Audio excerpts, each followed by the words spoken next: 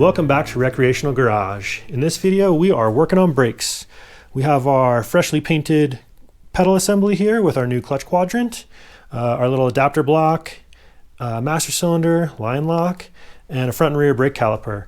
We're going to start off by getting the pedal assembly and the master cylinder all bolted up, and then we'll work on getting the calipers all bolted up with new pads and rotors all the way around, and then we'll work on brake lines. If there's time, we will get to start working on the steering. We do have to modify the steering column still to cut it down just a little bit to make it fit. So let's get to it and see what we can get done.